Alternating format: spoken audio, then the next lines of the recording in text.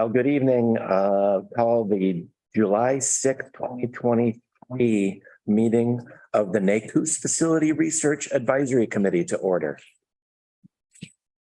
We have minutes to approve for the June 20 and 27th meetings. Your motion to approve? Motion to approve the minutes, both meetings. I'll second. I second. And any discussion from anybody? Anybody have any changes or thoughts? Okay, all in favor? Aye. Aye.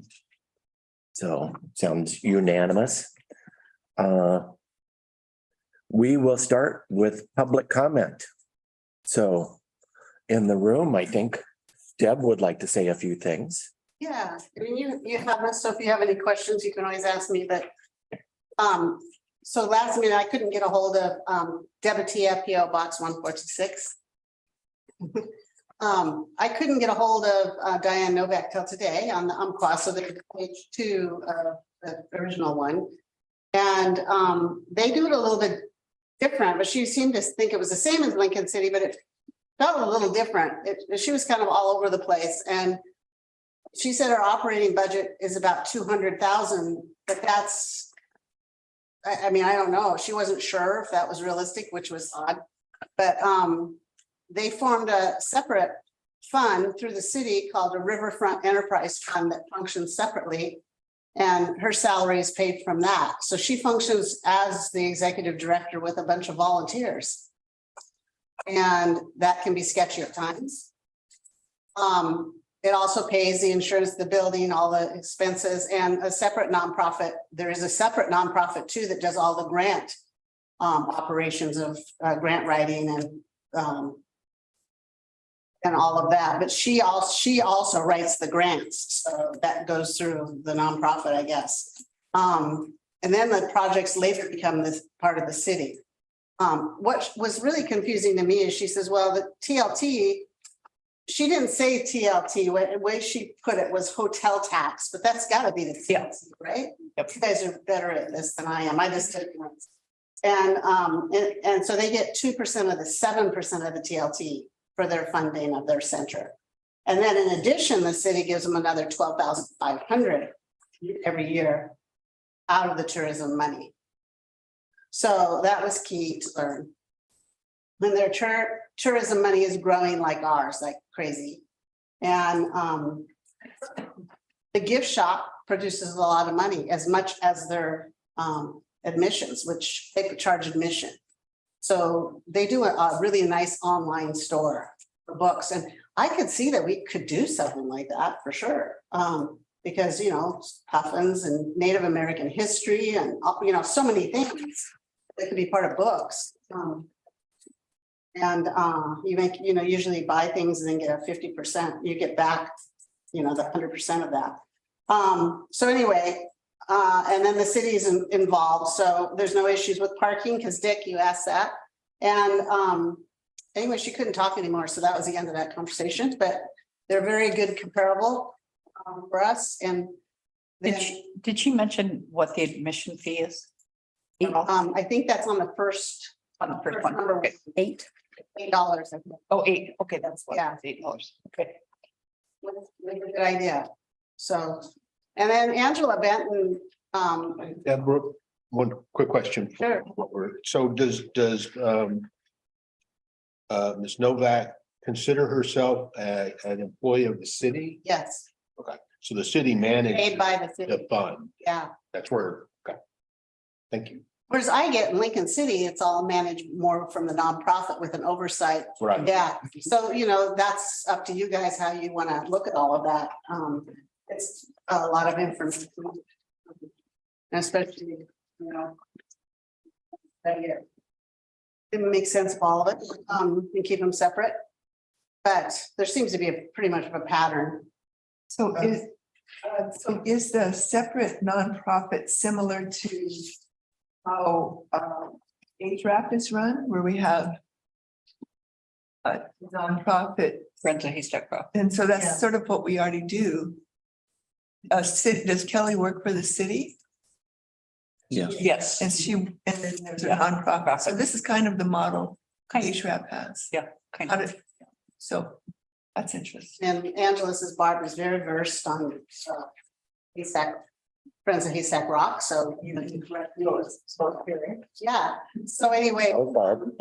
you know, she talked about the first priority, figuring out the primary purpose and what it'll be used for, which we're doing here. And then the structure of what best fits the purpose and mission and positions the COOS for a long and short-term success. Anyway, so what's going to make it successful? The revenue, marketing, all of the activities, what does the city do best and what will the executive director do best? Because sometimes you're dealing with different personality types. You know, like I'm not an educator. I mean, I'm, you know, everybody's different. You all are different. We're all different.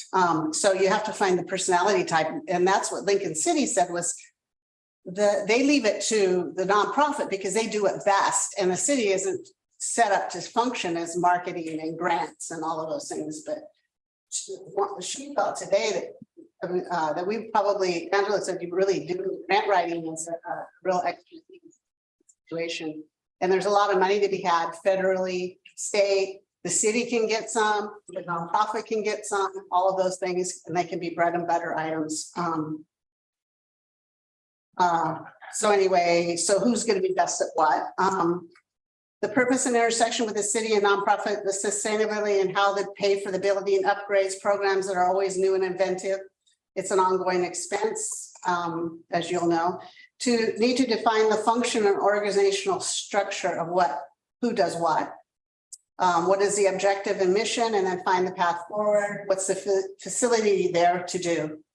It's a journey of discovery that will always continually need to be recalibrated. So she suggested a mission plan with a 5-year plan and what it does best and right structure of this community that will make it a success. There's an IRS process, I can't say the word, that determines if the organization qualifies for a 501c, which you'll know better than I.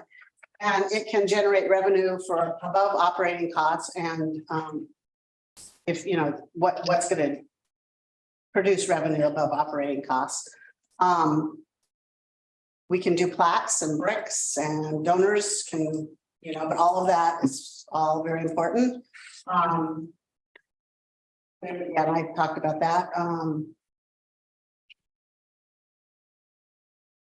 And Barb Knopf is very right in saying that volunteers, we don't know where the aging population and volunteers and all of that are going in the city.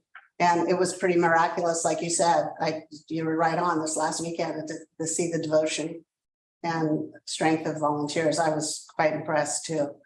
Anyway, if we were looking at an annual operating budget of about 500,000, the way when I was in business, what you do is you put the goal up here and then you have streams of revenue. You've got your streams of expenses and your streams of revenue. And so, you know, I don't know what all the expenses for the building are going to be, utilities, landscaping, upkeep, staff, salaries, staff really can throw the thing into a different realm. And the streams of revenue, grants, donations, public events, private events, all of those things that bring in revenue. So how do you reach the 500,000? And Umpqua is only 200,000, which she wasn't really sure. She couldn't find her paperwork. So I'm surprised by that. But that will be something for you to discover. Thank you, Deb. Thank you. Jan, did you have anything for us tonight? Doing a good job. Thank you. And anyone online have public comment? No hands raised. I do. Okay. Am I unmuted? Yes. Thank you. Thank you. Good evening, everybody. Dick Bash, 1126 Avenue F. One thing that I thought of while Deb was talking that really hasn't been brought up or discussed much, but I wanted to throw it out there as a piece of information is I think a gift shop of Native American art, small art, like small baskets, small carvings, I think would be really successful. It would bring a lot of revenue in. And I know we would have the suppliers from surrounding tribes and even artists to come in and do classes and do presentations. So I just wanted to make sure that was out there for our discussions and everything we're going to do. Okay, thank you. Yep. Was there anybody else?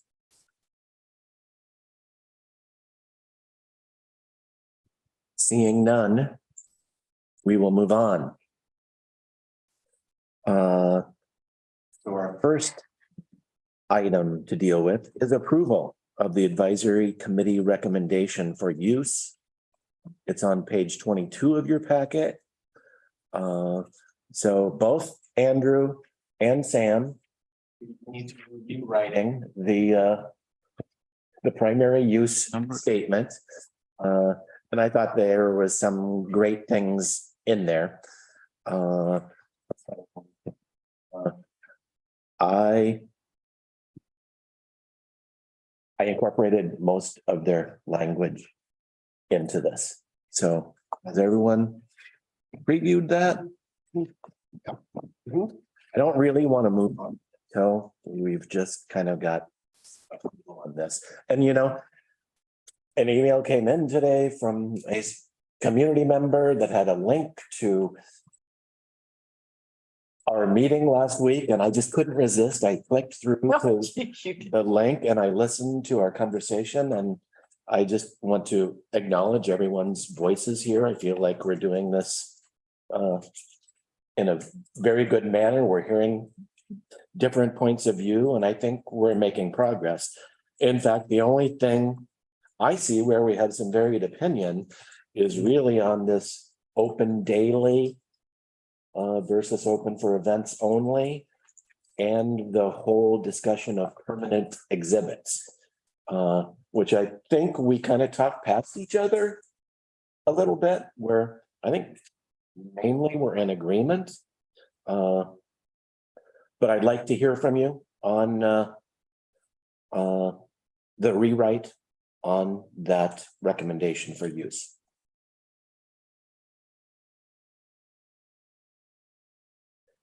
Anybody see anything they object to?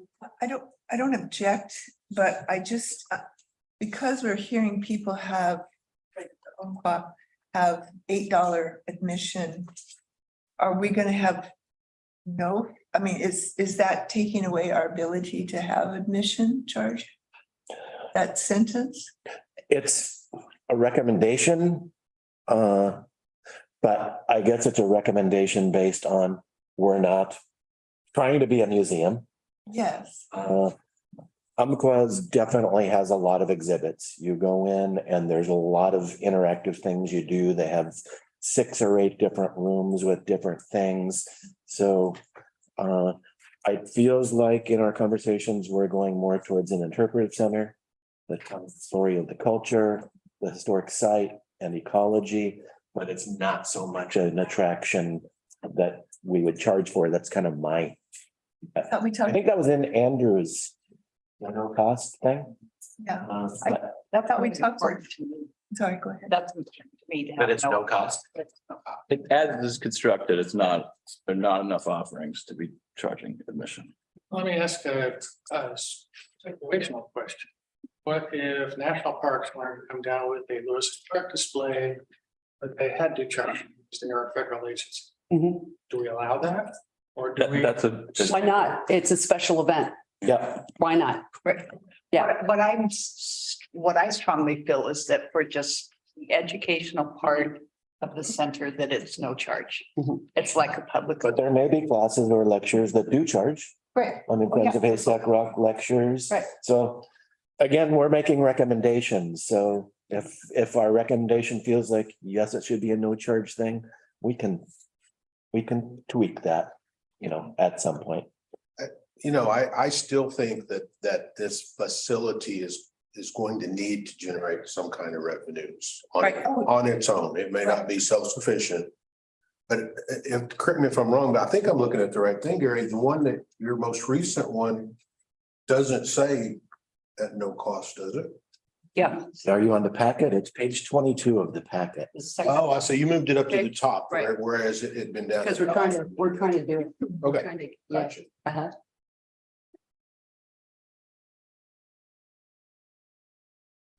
And all of this, after a couple of years, like we talked about, like a gift shop or something, that's not gonna happen at the beginning.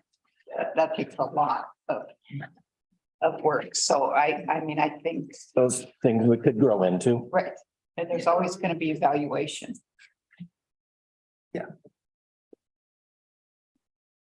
Any other comments, things people feel strongly about? I think this works. I think it does work, and you're right, it's wordy. Sam, you made the point that it's wordy, but, it will get delineated down in your comments.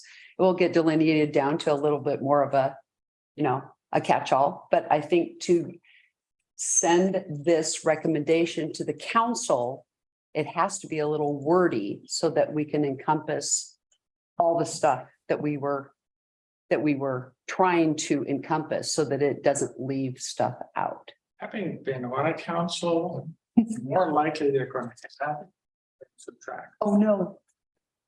I invite everyone to read my take on it on the following page.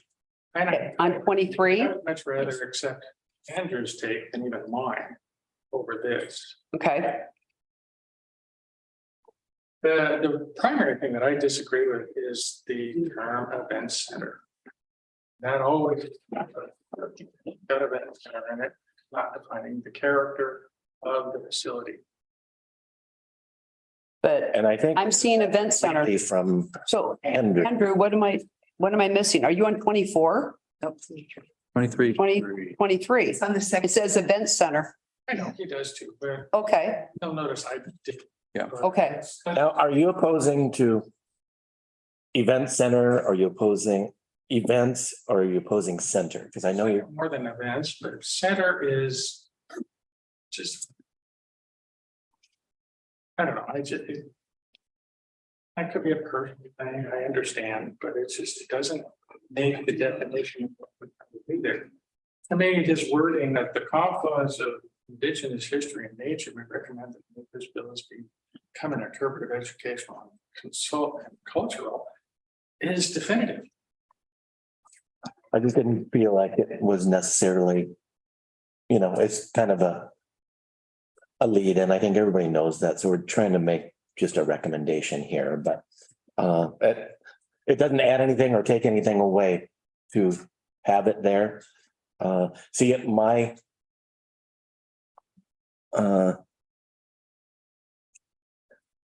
I react more to events than center, but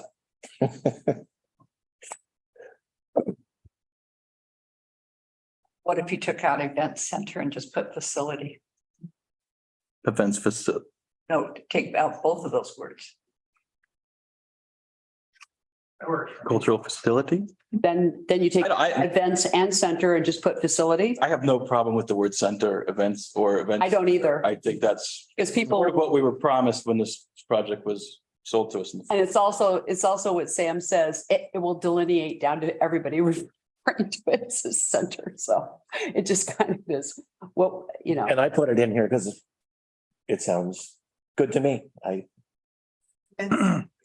What do you? Just. But we certainly can say facility in place of that. We can just take out event center and say facility. It's a facility for educational, interpretive and It cultural. works, if it It's a was, cultural facility. It's going to facilitate gathering. if it was changing interpretive center to interpretive facility, I would say, Fine. why make that change? That's fine. But- No, but we can do it. I mean, that's not it's just,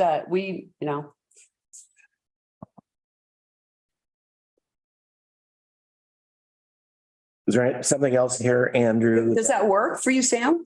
To do that, to take out the event center and just put facility in there?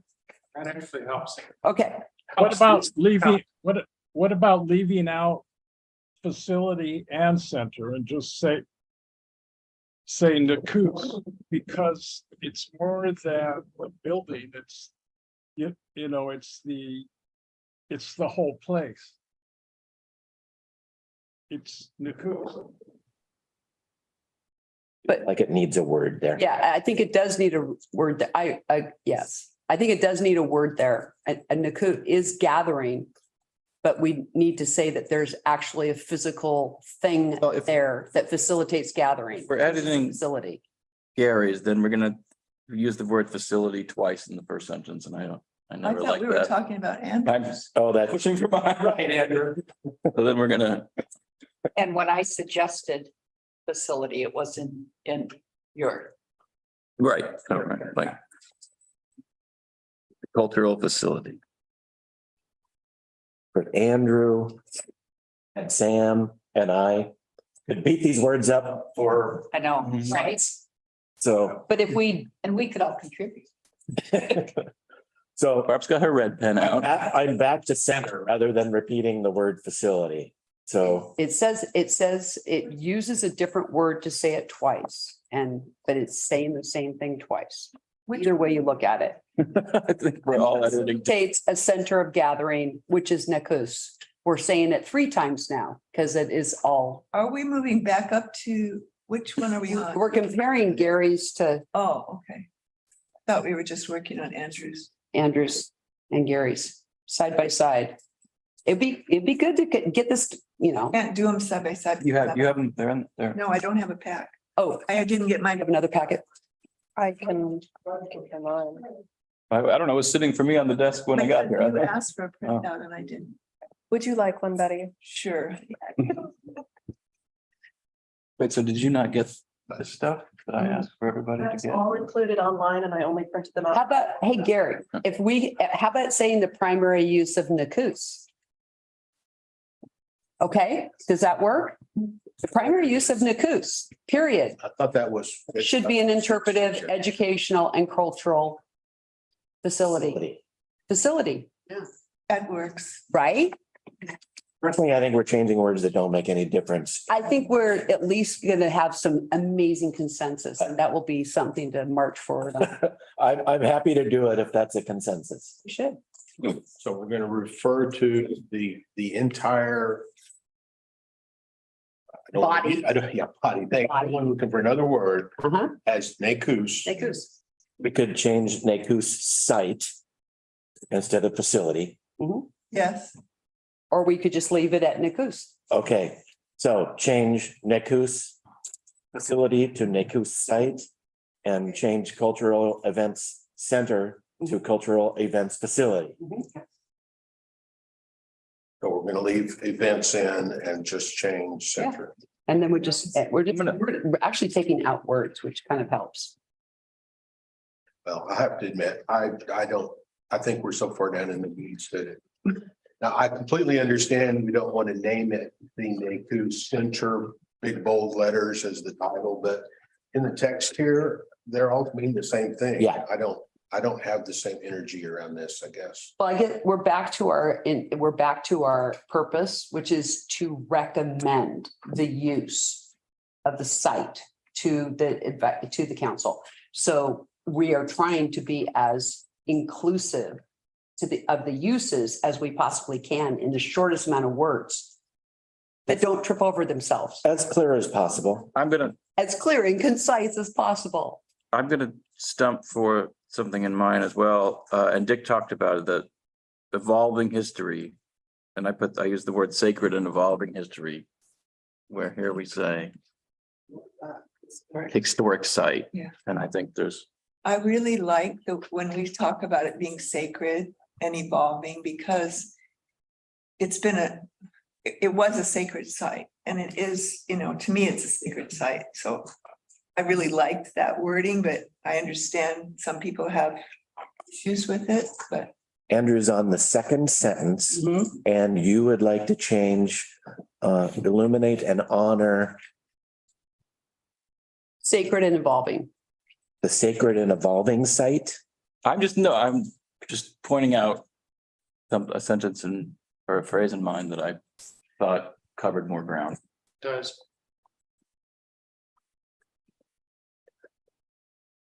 Replace historic with sacred and evolving, I think is the recommendation from Andrew. Yeah. Is anyone opposed to that? No, I like it.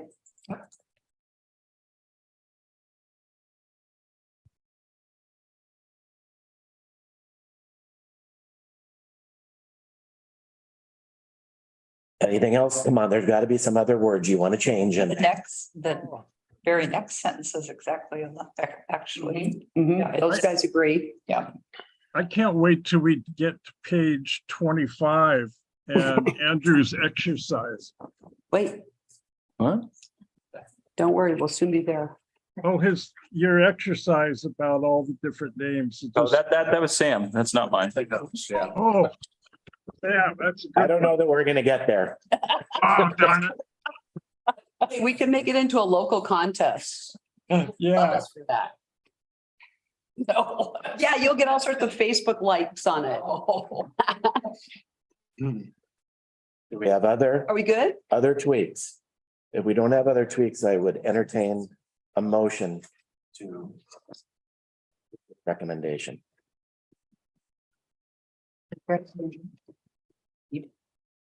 Okay, here's what I've got for the paragraph. The primary use of the NACUS site should be an interpretive, educational, and cultural events facility open on a regular basis at no charge. Correct, educate, and inspire visitors and residents.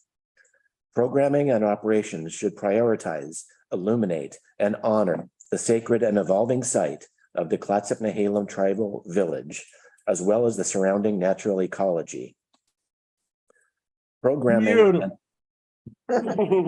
Programming and operational focuses should also include arts, culture, and recreation. Park improvements, including an interpretive trail, native plant garden, and public spaces, should also showcase the history of the site and ecology of the region. Yay. Blues Yay.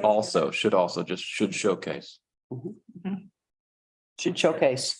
I got tough editors in this. Yeah, that's good. Okay, I'm making that change too. That's good. Nancy McCarthy gets. Right. That's good. Yes, Okay, I'll make a motion to have a tentative acceptance of this first part of the document upon approval of the final recommendation.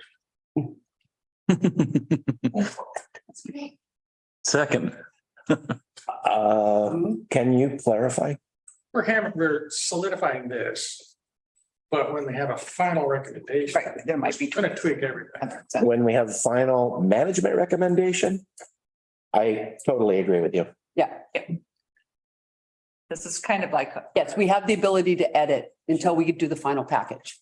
So we have a first and a second on the primary use recommendation.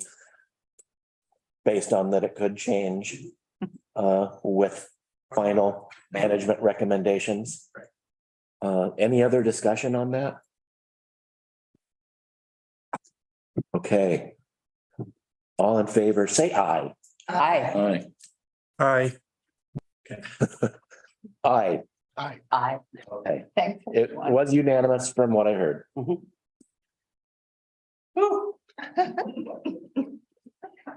We can Good work. one thing off. We can move to the second item on Very close friends. It's over. Or we're not gonna want to see each other. the management discussion. Okay. So it was interesting to listen back to the meeting. I kind of got hooked. And listening to our management discussion and I guess it kind of solidified where I felt like we left off. Essentially, we centered on 3 approaches to facility management. Number 1 would be a fully city operated and staffed, no nonprofit involved. And that one got little discussion here, really. Maybe Bruce was alluding to it, but I didn't hear a lot of anybody really pushing for that. So that's one. Two, the city contracts with a nonprofit for all operations and staffing.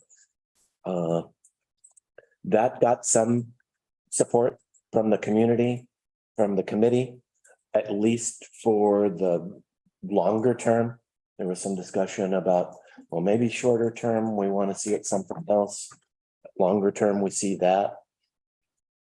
And third is kind of a hybrid parallel track with some city oversight in place and a nonprofit partner for fundraising and programming with potential future operations management.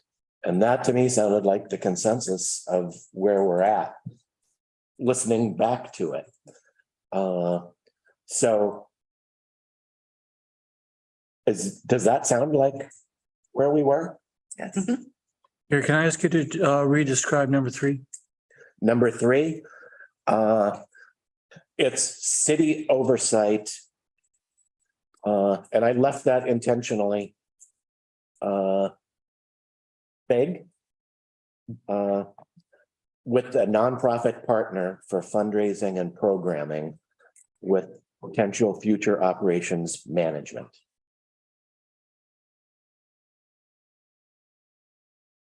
I think that may have sounded the most effective because we talked about it the most because we couldn't define it. That's my take on it. So it would need a lot more hammering out before I could say it's better than one of the other two.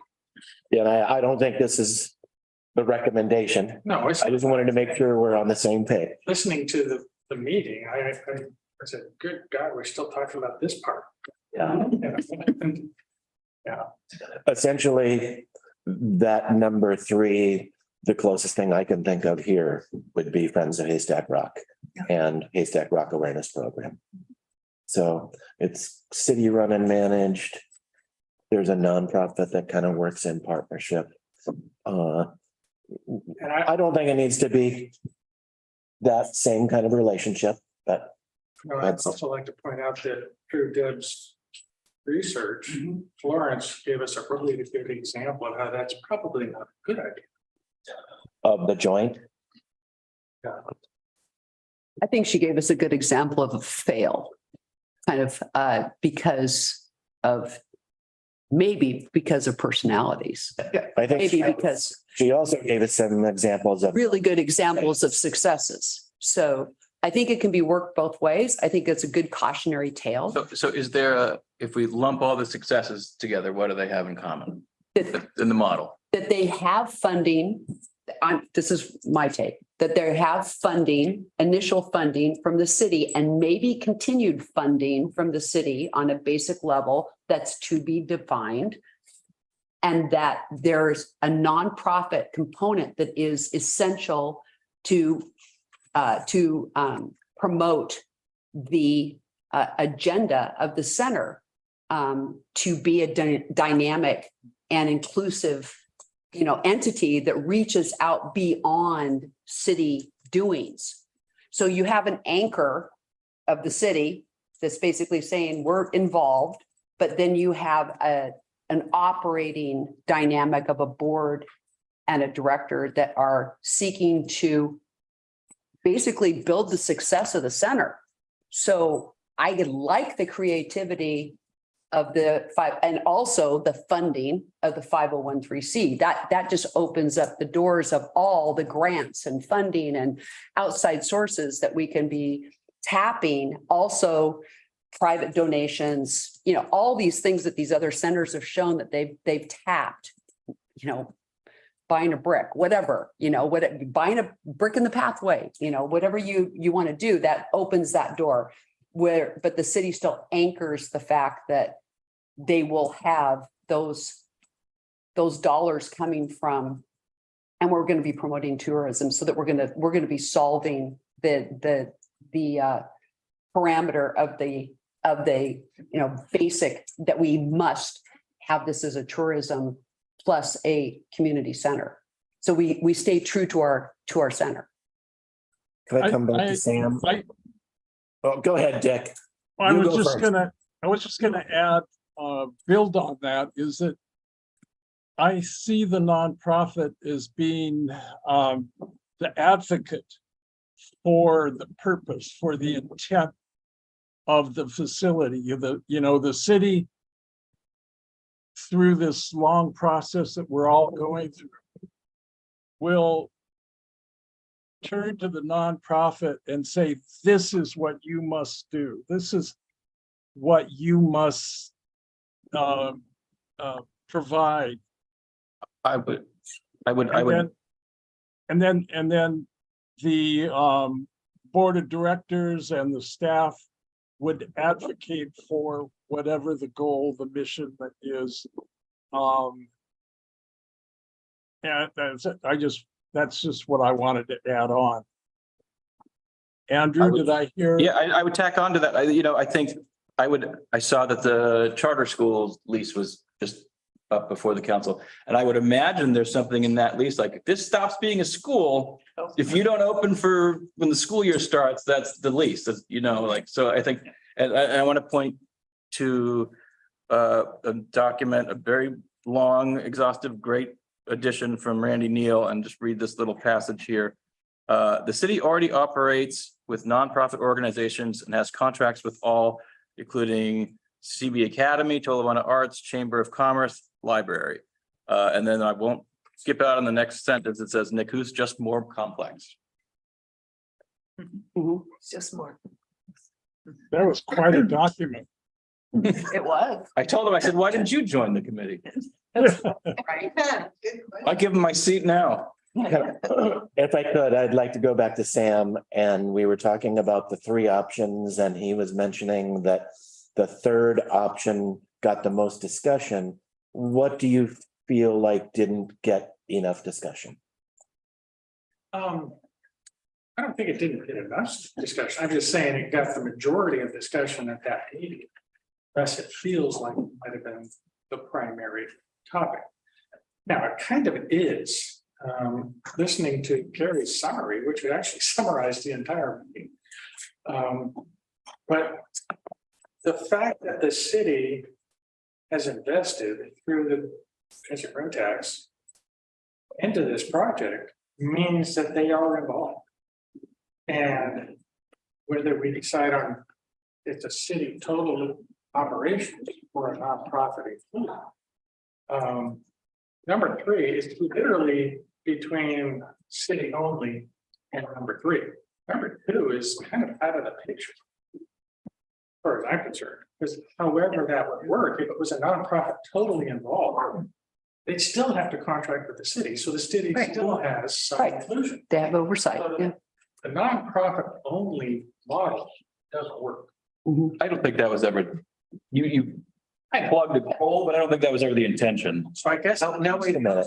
Wait a minute. I'm not sure that's clear. There's has to be city. Well, of course, there's a contract. Right. So that's the only point you're making, but number two, and I did say city contracts with a nonprofit for all operations and staffing. So it is essentially us contracting to give a nonprofit all of the operations and management project and funding. So it's a degree. It's a level of degree between number two and number three. And to Sam's point, and to Deb's research, we've seen multiple centers that have morphed over time. When they needed this, they did this. When they needed that, they took more of that. When they, so to do funding or to make way for an endowment or whatever, you morph on this. Our job as a body is just to recommend to the council the general outline of this is a really smart idea based on research. It's a smart idea.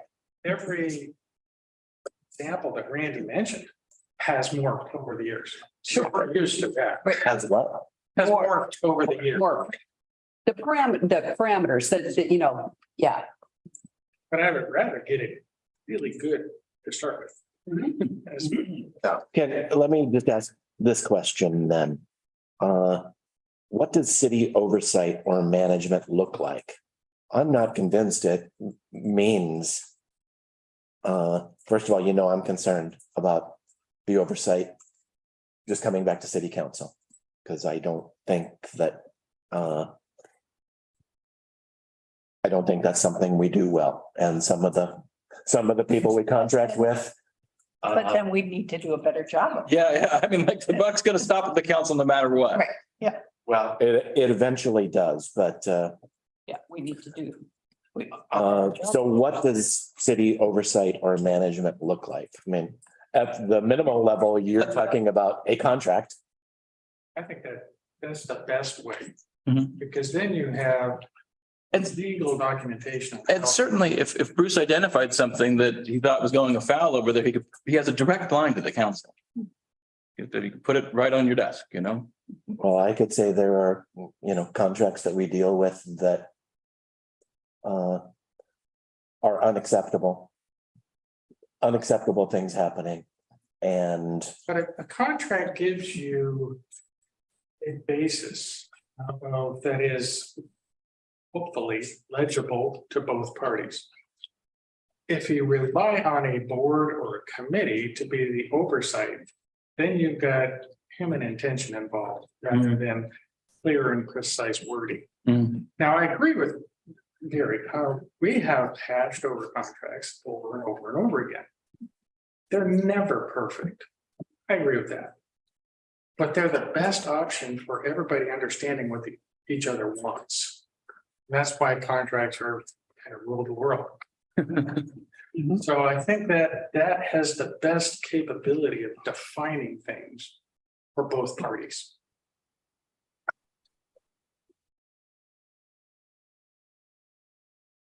does anybody else? Well, we've heard over and over how important the contract is going to be. Yeah. I mean, whatever that means. We don't have a capability Yeah, of we're not gonna- finding the No, contract. it's way too early at this point. Right. But I was just thinking, you're asking what does my city oversight look like in that early time? We've talked about quarterly reviews. Maybe we need to do it more frequently in the first 12 months. I mean, there are different ways that the city could have enhanced oversight of the day-to-day operation as this thing's getting up and running. And that's going to be really important at the beginning, maybe the first 2 years. Could be, Yeah. and I don't want to. And you'll think about how much free time you'll have when you're not having all these funding meetings. Yeah, I mean, I don't want to add. I don't know, we sit here and listen to presentations from contractors. And I think we see major flaws. And a half hour later, we're talking about land use issues, and we'll meet again the next quarter and talk about those things. And I don't think it's working. Bruce, you're. Yeah. I think there might be a structure that you can use, and that is, it all ends up with the council. But the council has a liaison, and it could be a member of the council, or it could be a city manager. And then with that, the council has set the goals. The council receives a report from whoever the liaison is. The liaison is the one that will go ahead and carry things, to the nonprofit or whoever that is. But that way the council stays in charge. There is a person that's going to define what that is for whoever it is that they're communicating to. Anyway, that's how I would recommend you do it if you're going to go that direction. Who is that person again? It would be a liaison from the council, and that's to the nonprofit. And it could be the somebody from the council directly. It could be the city manager, but it's somebody that is looking at it from the standpoint of these are the parameters that were set by the council. These are the expectations of the council. And then it's like, okay, where are we on this kind of thing? But not necessarily somebody that's going to make the decisions for the nonprofit. But that way, the council is directly in charge. And then there is somebody that is able to communicate with, as a single voice. And you go back, and if there is an issue with what the person's interpretation is, council could correct that. So it's just streamlines it. So it's not all open for discussion every time it comes up. It's just a report. And the report can actually come, I think ideally, the report comes from the nonprofit, Right. not from the city. And then The the, person is from the city. So how many of you feel like we can start a nonprofit and it's going to be capable of just taking this whole project and running it from day one? someday, Is that a yes, you do? someday, I have a Someday? not, That's, yeah, maybe not till it's. question though. We brought up the HRAP earlier. I want to know what the problems have been with that because the city is, you know, they do I think the city is doing the curriculum. I'm not sure. They're doing the program and the nonprofit is doing the funding, right? Is that correct? No, Not totally. No. Yeah. Most of the funding, by far, most of the funding comes from the city. Friends of Paycheck Rock has become something almost completely different. They've hired their own coordinator to advocate for, you know, entire West Coast issues. Like they're really divergent paths in a way. Like, and then sometimes, you know, that like Friends will give a small amount of money to buy some new telescopes or something like that. But the funding, it's fully like if Friends of Haystack Rock were to fold, it wouldn't affect HRAP at all, you've been on the. or very, very small. More recently than me, but originally it was a fundraising source when the city was not covering all the bills. I see. A huge fundraiser. And we were actually being pushed to fund more of it. And we got the first grant for $100,000, a grant that the city couldn't apply for. So it's that nonprofit potential in fundraising. I'll also point out that there was some programming involved because Friends of Haystack Rock started Puff and Watch. So it's been a collaboration.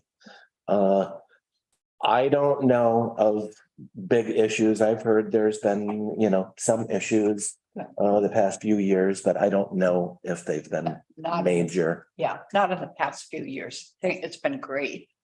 It seems like to me that's been a learning experience that might be something we could pin on our hopes on, because I guess my thought is because it's going to have a lot of educational quality to this new event, this new facility. Who knows? To Nakus. My fear in the beginning was that if the city was managing it, we wouldn't get the kind of curriculum that would be, I mean, who's going to do it, right? But if the city is in charge and HRAP's curriculum has created through that, I don't feel that fear. So I feel like we should think about that as. But Go ahead, it Andrew. was started by volunteers before it became a city program, right? I mean, Mhm. Yeah, That's for Friends to develop, which Yeah. help them develop. Yeah. And like Andrew was saying, Friends now is far more separate. Focused. Yes, Haystack Rock is part of their focus, but it's not all of it. Right. I don't know, we've helped develop some of the materials for the early program. our association with US Fish and Wildlife is, you know, immense. I mean, well, I mean, when we're gonna do a brochure or something, they go through and make sure it's all educationally. Yeah, so that's what I'm we- thinking, we can we use we that? do model? have a divergence of like how much. Like. I feel like, I don't know where this curriculum comes from. Like, I mean, like some people say the architects are gonna build the lobby and that's gonna do the thing, you know? The that's do gonna- what thing? That's gonna do the interpretive thing. No, that's the interpretive part has to Well, come. but I mean, like, I think anyway. The architects are building, Well- are designing the building. But we have to, or somebody has to create what we're gonna be saying. They're building on some interpretive things. Elements, Right, oh, sorry. Yeah. At least- Right. At least. but then it definitely needs to be fleshed out. So, but as long as we're focused on the basic thing that we're Or print. chartered to do, which is where are we going to start with this as a city managed project and then move to, and with the intent of moving as quickly as possible to a 501(c)(3). Okay, when I asked that question about you feeling comfortable right from the start for forming a nonprofit, they're going to be ready to run and operate this. We'll just work for the next few months and get a contract. Sam was a yes. I'm a yes. Are the, Well, you think we can do that? Yeah. So are we talking, I You mean, we're think talking the about nonprofit's a sure bet? 18 months. I think it's a have to bet because I think I want to draw distinction between. I think having a nonprofit is a have to. it's a have to bet because of our examples from the other cultural centers that Deb and Betty and I have already researched that none of them exist successfully without a 501(c)(3). They all, So I don't know if there's any disagreement that we don't all want to have a 501(c)(3). I think the difference is, do we think we can have a 501(c)(3) up and operating at the level that needs to be to run the center on day one?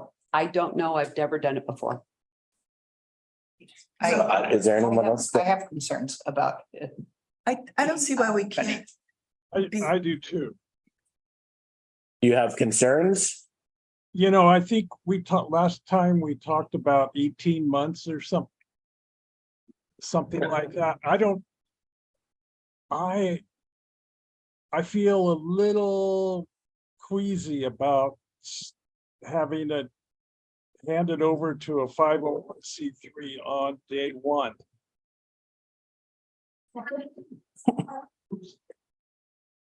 I think it needs some startup time. I think there needs to be some, I don't know. I just feel a little uncertain about day one. Bruce, you want to jump in? Yeah, I think that you should aim for day one. Because if they're not going to be running it for the first 12 months, who's going to be running it? So is it a city program? Do we set all these parameters and things? And they'll say now it's running, so go ahead and take it over. And they're not gonna get that first year of learning and growing with it. and, Maybe you know. we need to define what day one means. Yeah, Day one is, to me, is the opening date. Oh, okay. Yeah. But it's 18 months It's probably, from now. it's at least 18 months from we now. got a long time. Yeah, you Oh. got time to do it. And I think things become extremely clear when all of a sudden you have a project that you're actually breaking ground on, then somebody could become, all of a sudden raise their board of director head and say, I'm loving this. I want to get involved. I just think that The it urgency. has to evolve. You know, to get involved, like, yeah, you gotta get, but like, oh, if it's like, well, sometime it'll become the nonprofit's job like that. That doesn't give them a lot of It's like saying, Barb, motivation. trying to be mayor 3 years ago. We also have to I'm sorry. I just always think That's a bad it's just sort of like, all of a sudden, they kind of get into your blood and you go, I'm loving this. And I'm only involved in this council because when we met with the architects, I was just like, I am loving these guys. This is a quality group of people that I want to hang out with. And I saw the suggestions that the community was making. And I was like, totally want to hang out with these people. This is like, great. This is really going to go someplace. I got excited. So I got involved. 4 years ago, I can assure you, I had zero interest in whatever the elementary, school property, whatever. I was like, whatever. The other thing is, to what Bruce was saying, is that opening day is our goal. Mhm. We still have to define it is open. That's what I was I trying mean, to. opening does not have to be a full-on curriculum every Yeah. day scheduled kind. Right. Let's have somebody in there to unlock the door. Start open. Let's have some music and see what happens. Right. If that's not, I Let me agree. read- That's opening day, not all your events and everything else. Right. Walk Let me through. We retract have my empty comment. spaces that need to be, available. We don't have to define them. We just make them. Yeah, we're still unclear on demand. Yeah, we don't know demand. We just. Dick, trying to jump in. I just said I retract my comments. Don't do that. No, Well, don't. you know, I No, was, that's good. I was a little nervous, but when you look at 18 months out as being construction time and opening, yeah, it'll be 18 months. And what, I have a feeling if I had to wager on it, it would be longer, but if we did 18 months from today, what part of the year would we be in? We'd be in the winter time. We wouldn't be in the peak crush. Should be a great time to open. Very soft opening. I guess working on the boards of many nonprofits and working with many nonprofits in this town, I'm with Barb about being very skeptical. I felt a little better reading Randy's comment though about that there's a lot of passion for what's gonna happen. There is. But that passion has to equate with. But I've seen boards change and evolve and be, They're supposed to do that, right? But some of it's- yeah, some of it's not good. You know, Could we look at Umpqua and see that they had a director that was kind of managing it, and then the nonprofit came in? I like that as we get started. If we do it that way, we can but do start. we know the director, is it the director of the nonprofit? No, she's not the director of the nonprofit. I didn't get that. I think, The city. yeah, She was for the She was city. there from the very beginning of it. I like that idea because the director can be getting research through the tribes. They can get the ECRFR research, they can get the 12 days Earth Day research, they can start the curriculum while the center is not happening. And then you can get your nonprofit coming in to start writing grants. That's my concern, is a board of directors is going to be all over the place. And we're focused, the focus is on the curriculum that we want to offer and the interpretive signs. Other places in the events and stuff, they can come later once we get the place settled. But we need to start the curriculum immediately. I have some thoughts along that line, but Bruce? Where I could see that working is that we start, the council appoints the board, and then the council hires the director. And if they can hire it way in advance. Director would be involved with the funding, going for grants, whatever. It really show what it is that they can do. And then as we get closer to the opening, there would be a coordination or collaboration between the city and the board, but primarily the director. And working on, okay, what is it you need? What are you missing? What did we miss in this design? Those kind of things. And trying to go ahead and solve those problems so that we can have a reasonable goal of this is the day that the doors are open and people can walk through. They probably walked through it before because they were not going to have a fence around it. But that we can go ahead and say, okay, now we are open and, and people have come through with it. But I'm very nervous about being partially responsible even for a period of time. I think that the board should be appointed. Incidentally, I'm not blowing smoke. I think y'all would be a great board because I'm always nervous about who's going to be on the board. And I think y'all would do a great job, but I'm not volunteering you yet. Because we all agree about most things, but we really like to pick away at the details. I have a question on that Mhm. scenario. If the council approves the board, is it is it a city committee and public meeting laws and all of that stuff? They would have no, because it would be under contract.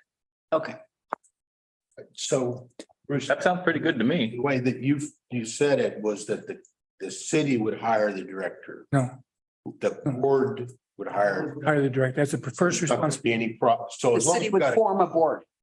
Well, no, I understood that part, but I was more interested in who was actually funding the director. Mhm. But if the contract is in place, then there would be no reason why the board couldn't receive funding. And the city will be The receiving, city, the board can hire somebody. they will be receiving funding starting, assuming it passes on the 11th, in January. And so there will be funds to carry us through for a period of time. So in addition to funding the board, just the contract needs is pretty high priority. Would it be, would it be efficient to call the hiring of the director I don't know what the term would be, but an interim director or a formulation director, so that they helped us get it up and running. But also would help create the contract so that when the contract is in place, then you redefine their position as either permanent, if they want to stay permanent, or move on to something else and hire somebody else. Can I tag on to that one? I personally think that you're thinking in the right direction now. It's Smart. a little more aligned with what I'm thinking.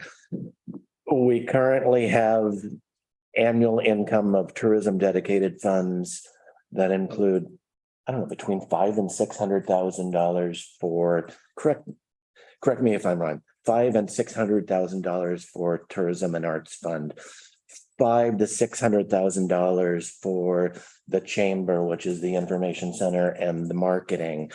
And I'm guessing after all this is done, we're going to have another $1.5 million between the county TLT and the TLT increase that's funding the police station and city hall. That's $2.5 million annually that is going into this tourism dedicated fund. I would just like to, I'm not comfortable overseeing that, even though I have I've been in the middle of it all. I would like to see someone in the city overseeing our tourism dollars. And I'm thinking it may be someone who could not be a facility director, but could, I don't even want to put a name on it, tourism director. I hate to even say that, but, and they could be that bridge that you're talking about to make sure things get up and running. And Are you going to propose this next week? what's Are that? you going to propose this next week before the vote? Not opposed to it. I mean, I don't know that it needs to be proposed, but That sounds way over here and more in Bruce's realm than what I think we're supposed should be focusing. I don't see. I think it's closer to what you were saying. No, but I was trying to get is a person who knows how to get a facility running as far as, just basic boots on the ground kind of running stuff. And get it. Someone who's started a museum before. And I see it as someone who could be participating in that process while they're taking over some of the oversight, because I think that these tourism programs are a concern. I agree with that. Yeah, same. That's a council city decision. That's different than I think what we need. Our task. All those funds, Facility running. I agree, but then we're hiring somebody that can help make that bridge, which is, I felt like where you were going, and working with the nonprofit who then eventually will take it and run with it when they're able. And then we have someone in place to oversee our $2.5 million in annual dedicated tourism funds. that number seems high to me, but I didn't really follow your logic on it. I think that most of that is going to be normal operations for finance department. They take the money in. It's going to be allocated for debt service and for other things. There'll be a budget for the maintenance on the facility. There'll be a budget for operations of the facility. And then we'll have to go ahead and decide how we parse out those operations funds. It may be that they get it all at once or get it as it comes in, like the chamber does. I don't think that we'll have that kind of cash on hand to go ahead and say, here's your allocation for the year. But I think that a lot of what you're talking about, Gary, will be done by staff. And then there's going to be an allocation that goes to this board. For somebody to do. And when we're talking about, and Sam, I understand your idea about having somebody come in and kind of, get it up and running. Just the reality of hiring is that we're at the point that we're offering a very competitive salary and in some cases, even housing allowance. So it's going to be hard unless you're going to go ahead and pay the person you're looking for is going to be expensive. And I don't know if you want an interim or would be willing to settle for an interim to be the one setting it up. I'm just saying. No, and the person setting up would learn so much along the way, they'd be ready to, Exactly, yeah, right? yeah. I don't get it. And you're gonna have to come up with the funds in order to be able to go ahead and. Yeah, I'm not thinking of a temporary person. I'm thinking we need someone to oversee all of this and making sure that the chamber always has a marketing plan that they're working on and it's consistent with what the council direction is.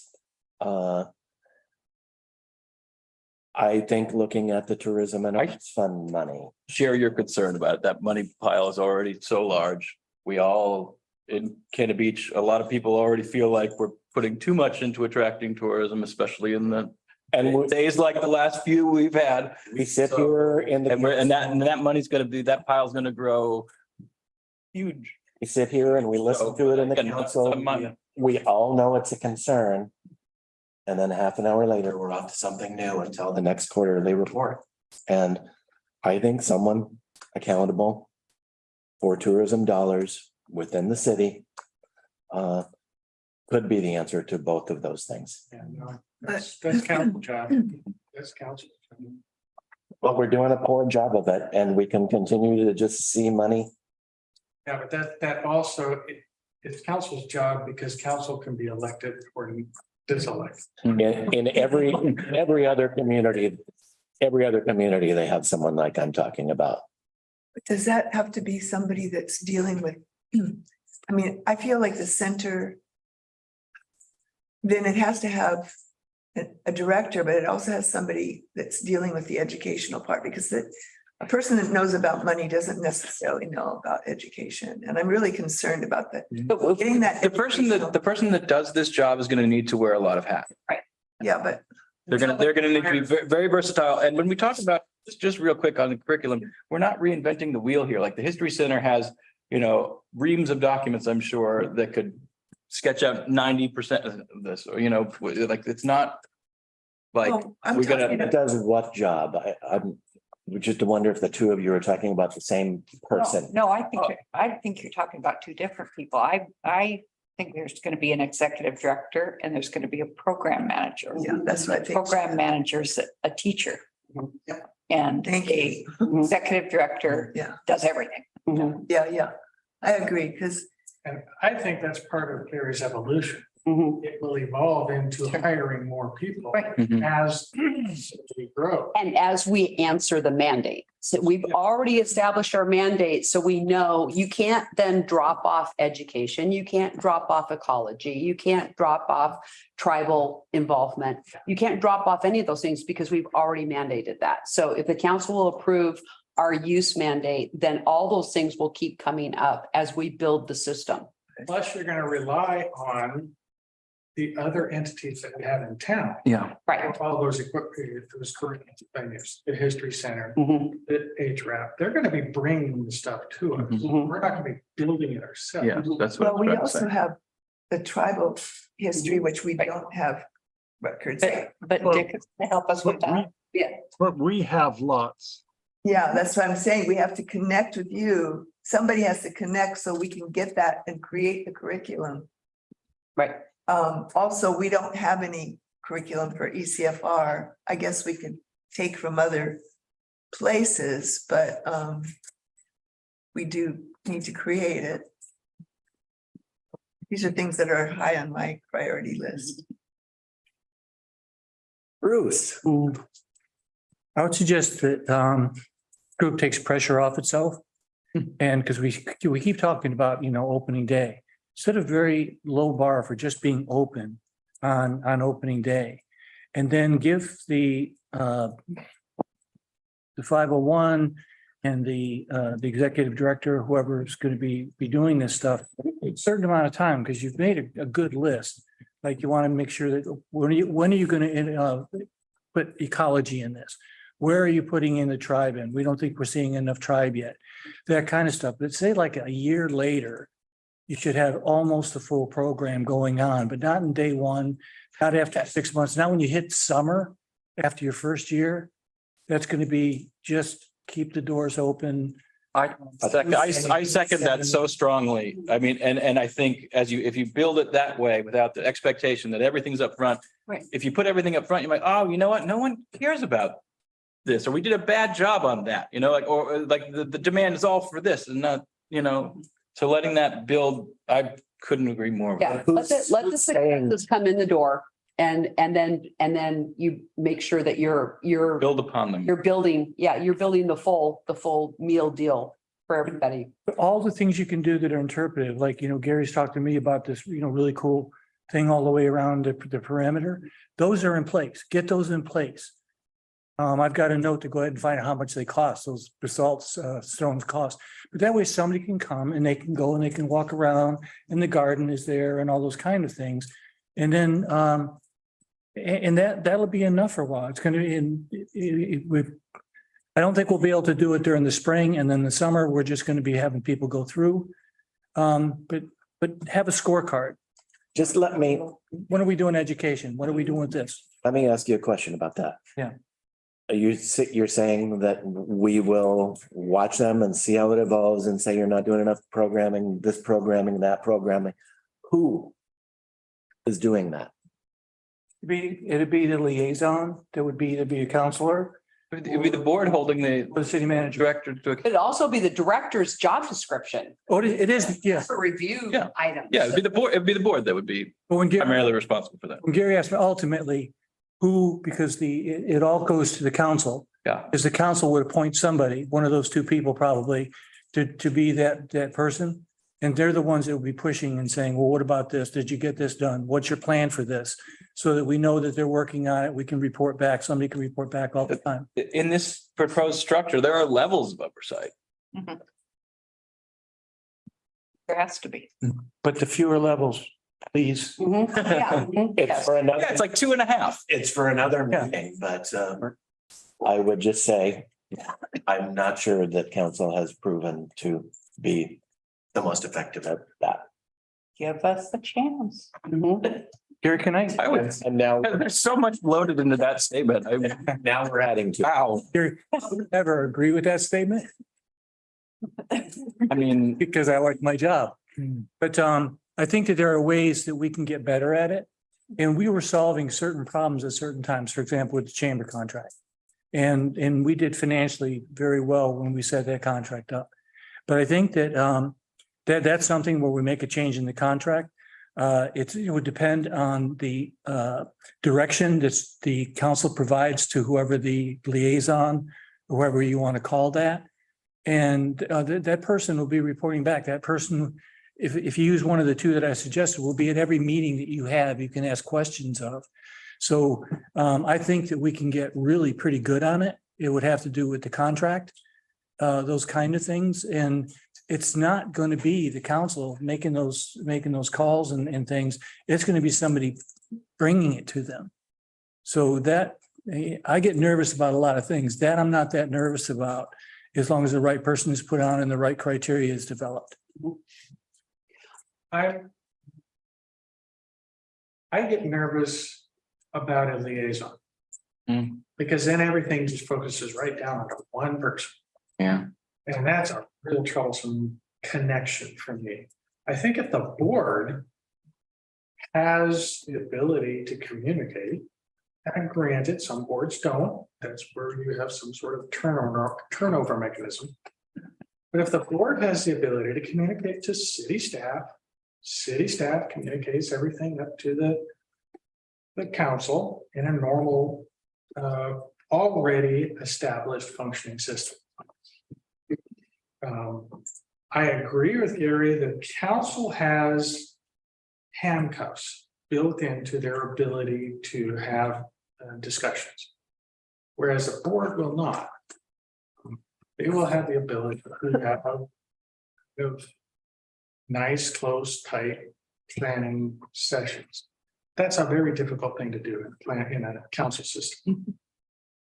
So in the sense, the council is just oversight. When they see something wrong, they call it. That's all they really can do. But that's why the contract is the thing that defines what can be called and what can't be called. I don't mind it being one person. I would just like it to be a professional. When I'm talking about liaison, I'm talking about the representative of this board, but that they 501c3 still hires an executive director.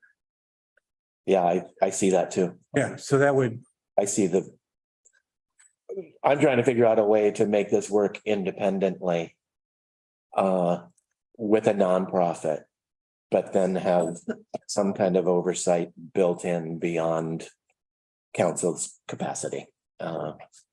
yeah, I would, and was it, It's a bigger picture than just this project. I think it's all of our tourism dollars. If the city were to hire a new employee that was the tourism dollar manager, that could be that position. Right, that would be the liaison. That would be, in a sense, a liaison between, but that's totally a city decision. That's not the director of a facility. Yeah, no, I agree with you completely. I think director of the facility should be separate, the programming director should be separate, the events manager, and all under the nonprofit. I'm just saying that I think we're due for that oversight at the city level. Can we just, solve but you're talking about in a month? Council just has to say, okay, let's go ahead and talk. Let's take a look at the TAC program. Decide how much money is appropriate, policies, those kind of things. And if we didn't have 17 meetings coming up in the next, Well, but I would also say that this committee shouldn't even be discussing it. Yeah. that's right. That's what I'm saying too. It's not like, this is not Our committee chair brought it up. our agenda. It's just to say we need a managing director. no, it Period. definitely has some overlap that I think is worth discussing. But it's not for us to muddle that out.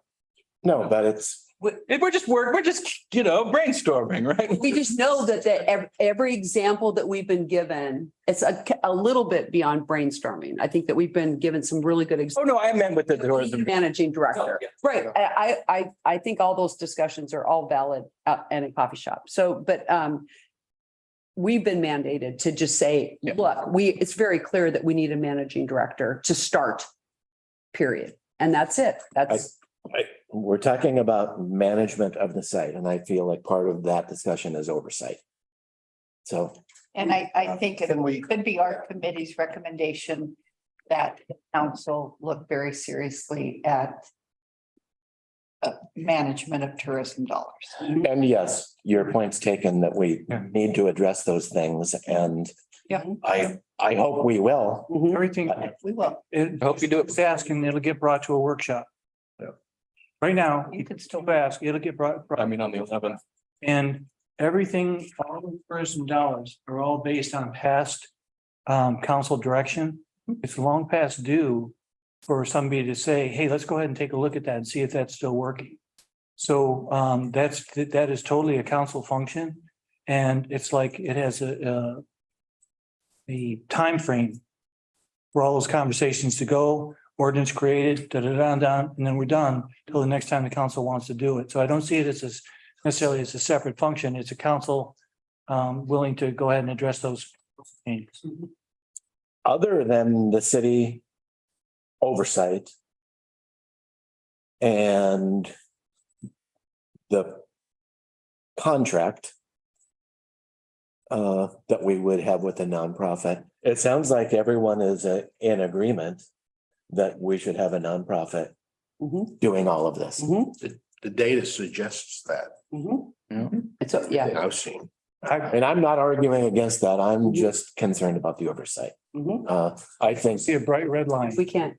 I think that is the logical approach. I would just like to make sure that there's some kind of Well, it is a legal agreement between the city and a nonprofit, and I'm pretty naive, admit on many things, but I do know that a legal contract, push comes to shove, is a legal contract.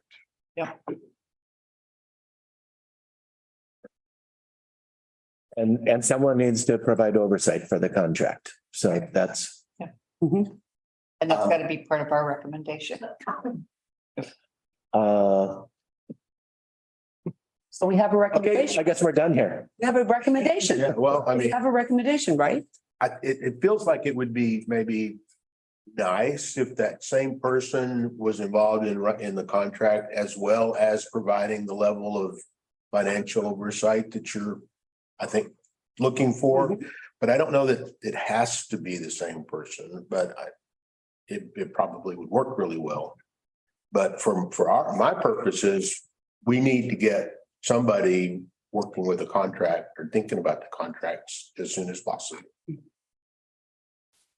I would have the same question, I guess, the logistics of what do we do first, or what should the council do first is recommendation, what should the council do first? Start the nonprofit, hire a managing director. That contract. Those are the three things that need to get done, Mhm. but you need one before the other on almost every case. Mhm. So it's kind of a tricky, I think the nonprofit to me seems, because there's some time lapse like there because of the state process. So who's gonna write the contract? I think the city should write the contract. The attorney. City writes the draft. Because us saying, this is what we want. Yes. Then, once there is a board where they're gonna sign it, they're gonna want to talk about all those things. But somehow that first document has to be up, put in front of them. Mhm. So I would say that we do that. One thing that I'm curious about, and maybe I can report back with, after talking to, Ashley, is who would start the 501c3? I think that the 501c3 needs to be separate. We can provide funding somehow to probably to a steering committee or something for that to happen. But I don't know if, I don't know of a city that's formed a 501c3, but it might be happening all the time. But at some point, there's going to be a negotiation, so we're not necessarily, there's a little bit of friction at some point. That was one of the things I kind of wrote about a little bit, was the idea of the city forming this steering committee is a good term for it. That all they do is help create the nonprofit. That can morph into a nonprofit, but initially it is the steering committee only for, like this one, only for 7 at a time. For just the formation of the 501c3. Yeah, and that was where I thought, okay, maybe the idea is finding the exemplary folk that were representative of the different ideologies going into this facility. Doesn't have to happen. That's where I wrote. So, but if the city created the steering committee created the board, that gives you that gap between what a city function is and the board function. And the city council could probably create a board, but that's a lot of work. No, I would just turn it over to Barry Elsner. To who? Barry Elsner, that's our attorney's office, Okay, and they can do the research on it. it'd be good to get some recommendations, for proceeding. Yeah, that'd be Yeah. Ashley. So like I said, this is out of my wheelhouse. I don't have any expertise on this. I've done a couple. You have? Yeah. Okay, I have to. oh, good. Yeah, they're not that difficult to set up. Okay. But there is some work. And Yeah. Yeah.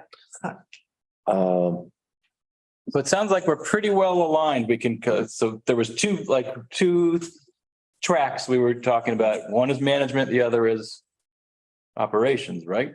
Mhm. As in frequencies of use and allowable, not allowable uses. That should be included in our recommendation, right? No, I don't know. So Sure I think just management. I think management requires some level of implication with those things. Well, Doesn't our down use a rabbit hole of cover that? rules and regulations. No, I mean, like, let's go back to, pick it to Randy's time of year diagram here. Right. I thought that was really helpful. It's simple, like where you're suggesting how it should be operated in the high season, how it should be operated in the low season, or,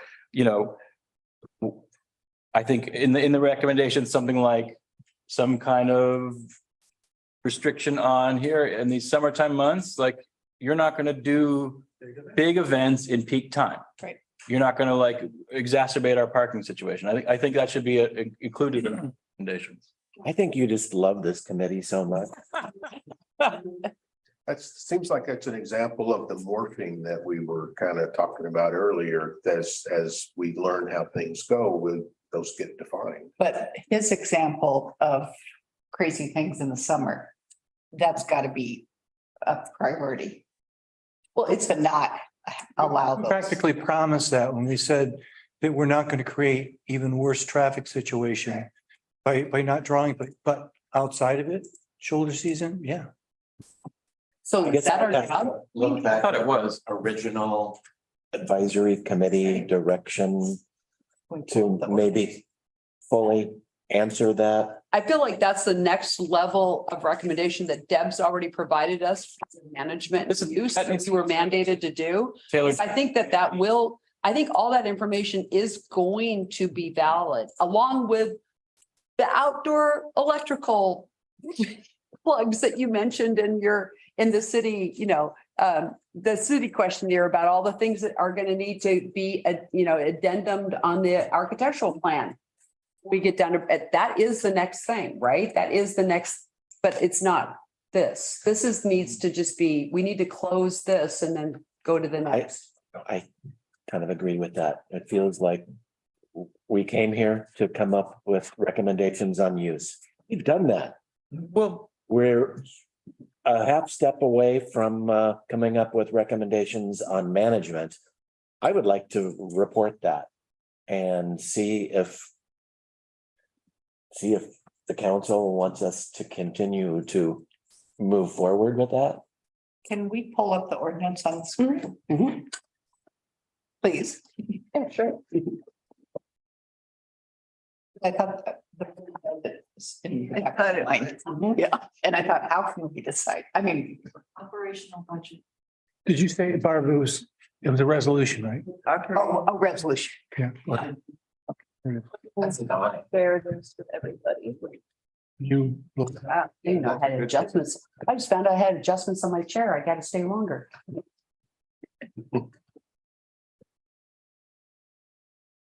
Operational budget, right there. Harry, don't move the fairway down because that's where I have to sit. I'll help you get it back up. Be so fun. I I guess we're not done. I don't know how we. I mean, do we want to just say 500,000? I Yeah, just don't think 300 is enough because I think that our examples have shown us that we're a little tight on that operational budget going in. well, I'm looking back at our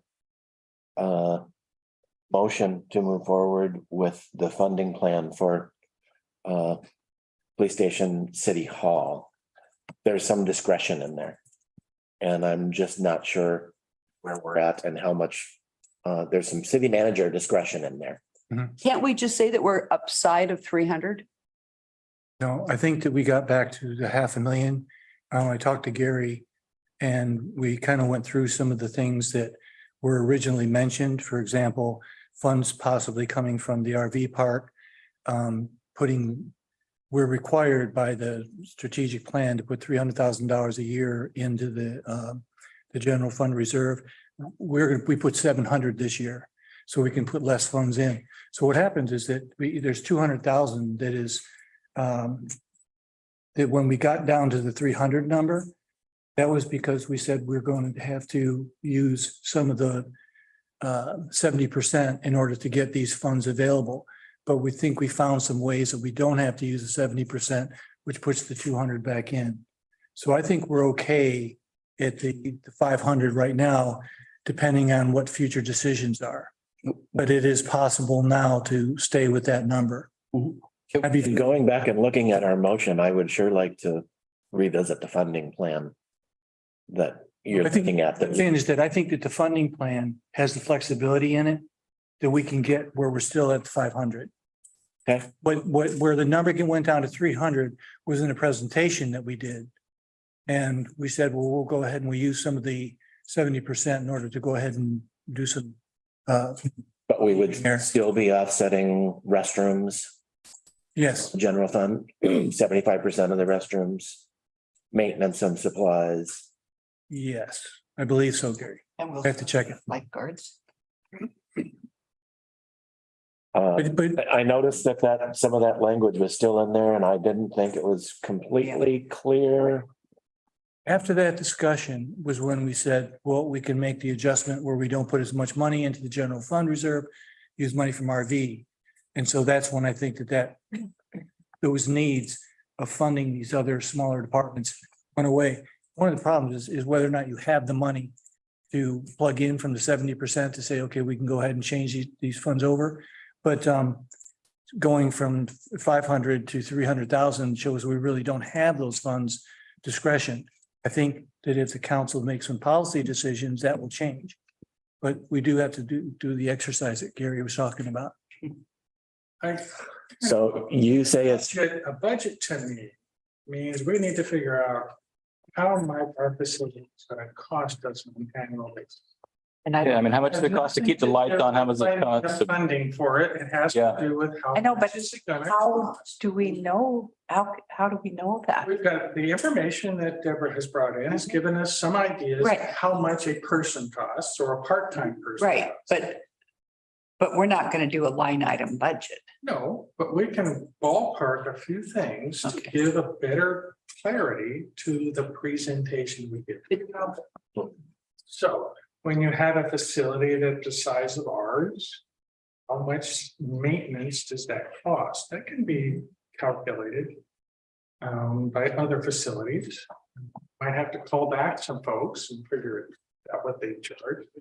But we've got we could probably get an estimate. I think we didn't we, from the janitorial service that the city uses?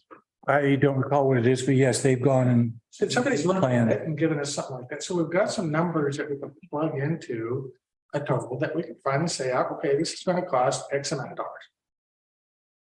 We can say ballpark, we cannot say X. We can only say ballpark. Because until we turn the lights on, we don't know. right. So, and we don't know the labor costs 18 months from now. So there's a lot of stuff. All we can do, I think the best part of this guesstimating that we're doing 2 years out is Deb's research of saying, these are what the other centers are operating on. And I know that 300 is a little low. So let's stab at 500 and say, we should be in the ballpark at 500. But we might not. We have to work at this until we turn the lights on. That's better reasoning at saying 500. Right. And going from the other side and saying, oh, we think we can get 500, let's call that. No. Yeah, no, I'm looking at the research. I'm taking everything off of the research and saying, Everything's, how many square feet do we have? Huh? I said, everything's more expensive in Cannon Beach than it is in. You know that. Or So that, so well, Bruce is telling. crank it up another 100K or 200K from that. Bruce is telling us that he sees a starting operational budget of 500,000 coming from the city. Now, that doesn't mean that the nonprofit's not going to be raising a whole bunch of money to. right. And it doesn't mean you don't go back in 12 months and say, this isn't going to cut it because we see now X, Y, and Z. It just means we've seen that there's no way we think that you're doing this for under 500. And I think that's a perfectly reasonable place for our recommendation from our committee to start. Or that it's $500,000 for utilities, staffing, That's what it's- initial programming. Just an initial open the door. We're not going to do it for under 500. that's not what I'm saying. Okay. No, what I said is that what I don't want to have happen is that we get to whatever the time frame is, we're going to open the door and we don't have money, nobody thought about it. And so the reason that I'm talking that I think it's in the $500,000 range is that with the exercise that we did on how it could be funded, if we go to the 1.5, there's going to be some funds left over. And so I'm saying I will, from a budget standpoint, council can do whatever they want. I will set those funds aside until we find out how much it is going to cost us to run it. Because I don't want to have the council to have to say, okay, everybody, we're going to have to raise taxes or we're going to have to do something to the something. So I'm not saying that that's the budget. I'm not saying that we need to back into that number. And I don't know because I've never studied it, but I'm saying that we are setting some funds aside, and that's the number that's being set aside. There's no study has been done saying that that's what the budget's going to be.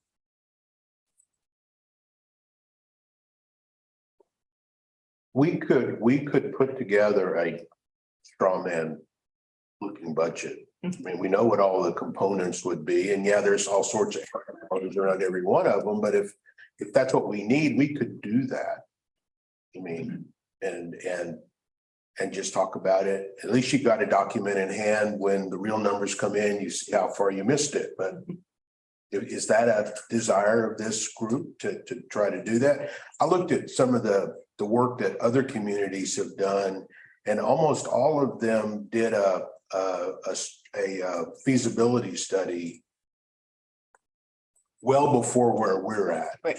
You know, because we kind of got into this in a different way, but that feasibility study, every one of them has that level of look, and they, you know, we can do that. It's not hard. I think where the variable will be is the cost of the number of employees and how much they have to pay the employees, and especially in the executive director position. So, and I would be reluctant. I don't have a problem doing a study like that, but not that this is the answer. It has to have all kinds of caveats associated with it, because one thing, we're talking about the money going to a 501c3 who's going to be doing and spending that funds. And we want them to hire the best people that they can, but we don't want to hire them for them. So there's so many variables that I would be nervous with it. I thought we were going to make recommendations too, like the city would maintain the grounds, the park.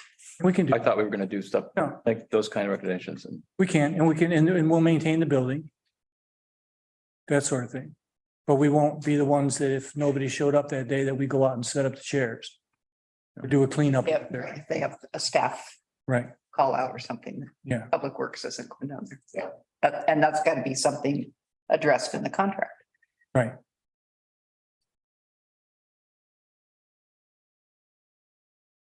I'm going back to unless you get back to what is that, the resolution. There's three, there's use, we're supposed to do use, budget and management. We've done management and I feel like we've done half of use.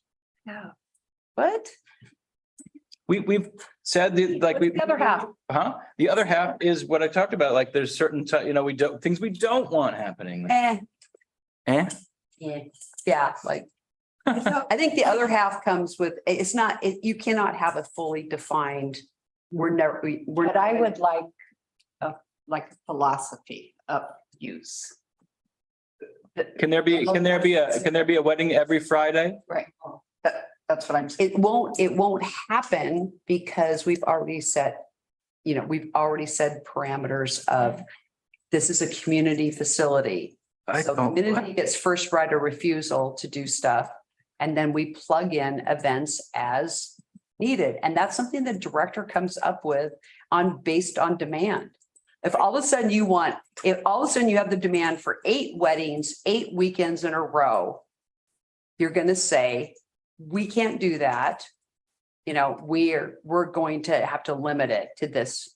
But I would like to wait for the demand before you set up a whole bunch of, recommendation aim towards the shoulder season and limit. That's what I, right. just a little. Perfectly fine. Yeah, perfectly fine. You plug in your stuff from your community that you already know you want. Sam's made great, nostalgic, good references to fabulous stuff that happens around Christmas that would do so well on an indoor space. That we can just pop that. That's our annual, that's what we do. And then you start to look at opportunity for putting maybe a paid event in. But you don't have to let that dictate your life. So I think that I think that starting off with a whole list of no's is not a great way to start a welcoming center. Yeah, I think we need this broad stroke. Mhm. And to be there, but I mean, you're absolutely right. It's the next level of detail that needs to be added. I just don't know that we need to add it in initial recommendations. Or that it should be us. Can we come back for a minute because Let me just. Go ahead. Let me touch on that. Is everybody in this committee, would they be willing to ask, include them into the recommendation that we take on that next step? Because, we've worked on it already to a point. But if we take a very general recommendation and give it to the council and say, hey, this is what we're working on so far, but part of that is that we work on it some more. I think saying if we are saying we would be willing to to move forward with some of that. I wouldn't be comfortable passing on this, supporting a recommendation that just has a completely open door to. I think we just need one statement, just kind of one statement that we don't want to make any more of the crowd. I don't know how we put that, but that Limiting peak season impact. exactly. Thank you. So that verbiage would probably be in the contract, right? Because you're giving that direction to the 501c3 that's going to be actually And your doing the director. work. No, I want the recommendation to go to the city council. No, I'm just saying, but it would be. Oh, it would be right, also. part of the Of contract. course, right, and that Are would you- definitely be a measuring stick. Are you adding to our use or you're adding to our management recommendation? I thought that's a use recommendation. Use. They're one and the same. It is pretty much the same. So Managing. if we could, can I come back just to make sure we're on the same page? We're all in agreement that we want to contract with a newly formed nonprofit to manage operations, programming, fundraising.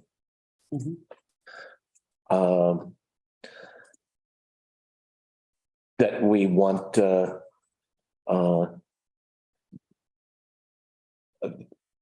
something about city oversight and how that would work. Is that? And then Sam's point, forming a steering committee. Is that something that we want to recommend, that we form a steering committee, and maybe we are at a steering committee that it may actually organize the board, the nonprofit board? It seems to me like that's the council's purview to decide for themselves whether they want to pick the board or appoint the board, or if they want to create a steering committee. And I don't really see that we need to make a recommendation one way or the other. That's for the council to decide how they want to best address it. Don't you think? For the next step. Yeah. Yeah, I mean, I think making the recommendation is a steering committee part of the recommendation. The steering committee creating a nonprofit board. Or essentially overseeing the appointment of or the creation of a nonprofit. Can we just ask the council how they want to, I mean, I don't know. This is not something I can help with. Like, what We're is making a this? recommendation, so. The recommendation is that we need a board. How they form the board and how they go about figuring out how to form a board is like, I don't know. I'm feeling like I'm out of my element here. Well, I don't think the council wants to form a board. Council doesn't, it's not a staff thing. So I think the recommendation that we say is that there should be board. Right. Part of our recommendation is that you might want to create a steering committee to create this. Okay. It's a suggestion. Okay. Just to suggest. Okay. Okay. I can look. Is it our recommendation, not a suggestion, or do we want to say it's a suggestion? Either that, or Tell the somebody is council what to do. here is going to step up and say, I'm going to go out and create a nonprofit. That doesn't seem like it's very congenial to how Right. this is working. Yeah. So I think that's. I think it's a suggestion. A strong suggestion. Well, I guess Nancy is still on, so we've got Nancy is? 3 of the 5. We can't ask her if she. No, I'm not trying to say that. I was saying we have a good, strong sense of what the council. Is anything else that are recommendation on management? Jen, I'm sorry, thanks for your patience. Clarify for me, I'm a little bit confused as far as where this director, there's this executive director you're envisioning, and then you're envisioning a program director, correct? Down the line. Eventually. So how is this executive director being chosen and hired? Who is? The board. Choosing? Nonprofit board, Excuse me? nonprofit board. Nonprofit board. Mhm. Okay, thank That probably should come as a recommendation. That the nonprofit board hire. Hire the managing director. I'd clarify this a little bit. Mhm. We're thinking that HRAP would be part of this new facility. Correct? I think that there's some uses for HRAP using the facility. I think that HRAP is gonna be in the new city hall though. The actual department Right. goes out every day. But using it as an educational station, I think is your I'm question. wondering how are we gonna think of ECFR and the 12 days the same way? Well, the 12 days would be up to the Parks Committee. It's Okay, a city event, but yeah, but it's but- run by the city and so, and yeah, I'm just saying. organized by the Parks Committee. But So I would- think that's a discussion. So HRAP would be more like an event that happens there, or would Yes. that be a home, a kind of a educational home for it? If I, Would it be I mean, the under, Rock is the would it be educational under- home. would it be under the executive director? No. Or would it be? it would be Still a the guy who schedules the space. Yeah. So you've got a classroom and Kelly wants to use it for some classes, she can use it. If ECFR wants to use it for some classes, they can schedule it to be used. So they wouldn't be really under No, board of directors or. the no, there'd still be a. Just be a use. And same thing if they wanted to use the gym space for something, just say, Mhm. can we use the gym space for this activity? And then they schedule it. And same thing with the tribes or Mhm. land conservancy. National parks, state parks. Anybody who wants to bring in something. Pickleball tournament. I had to throw that in. Okay. I think we've done well, but what do you say we limit this meeting to 2 hours and wrap this up in the next 10 minutes? Another hour. Better. We can make that. We have another meeting plan. I don't know, the way I'm feeling right now. We've done the use thing. We've I think we can agree on the management. Andrew, do you want to write up the management? No, you want me to do the first draft? No. I want to write something about, or I want to discuss use more. And of course we will, or someone will. I mean, I still think we need to have another meeting. Yeah, no, we, It all- and we got one scheduled. Are we gonna get feedback from the council? I guess what I'm asking is, do we need to schedule another meeting after the one that's already scheduled? I'm, I bet we will to have to have to have a workshop on the final language that gets, put together. The paper we're going to deliver is going to be edited probably, right? At least 3 times.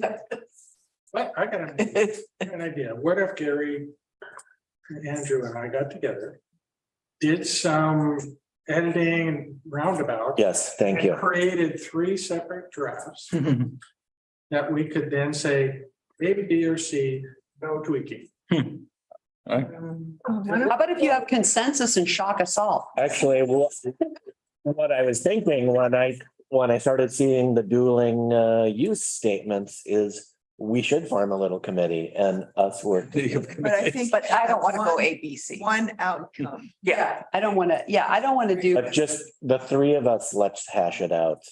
yeah, That's what we can do by sending emails. Rather than sending Tessa, your draft and my draft and, Oh, yeah. but let's, That's okay. It's only 3. Yeah. so do you want me to start? Mhm. Okay, so I will draft a management recommendation based on my very clear notes here. Please copy me and Tessa. Okay. Of course, I would do that. And we're gonna make sure the impact, And how about I'm gonna start. operational budget? I'm sorry, what? How about operational budget? I think I threw out the $500,000 number as our recommended starting point. Can the architects give this is what we think it'll cost to keep the lights on and the heat on? But we have that from the other centers. We have, Like, the architect might be able to just plug that right up. Engineers to help us with that. I guess what I'm getting at, should we say, oh, and we recommend an operational budget of $500,000 and call our recommendation good? Les was talking about, hey, we could probably come up with a good guesstimate of staffing and utilities and programming and I don't think. Cannot be any more accurate than, Mhm. exactly.